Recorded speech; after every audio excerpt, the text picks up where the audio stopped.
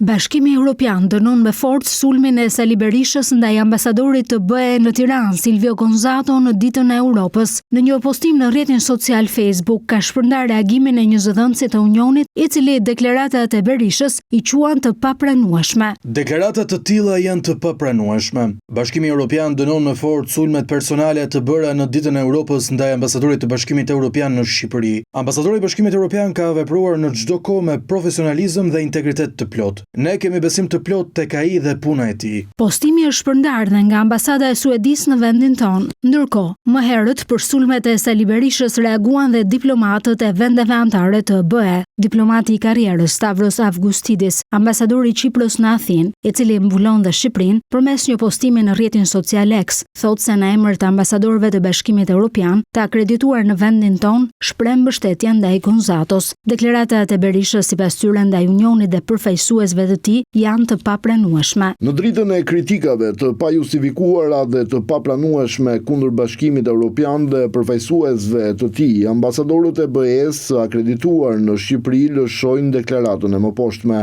Deklarate për bashkët e ambasadorëve të BE-s akredituar në Shqipëri më 9 maj 2026. Në ditën e Europës, ne qëndrojmë bashkuar në mbështetje të ambasadorit të BE-s dhe ekipit të tij dhe riafirmojmë besimin tonë të plot në profesionalizmin, integritetin dhe shërbimin e tyre të përkushtuar. Ky postim është shpërndar dhe nga ambasada gjermane në Tiranë në faqen e saj në Facebook.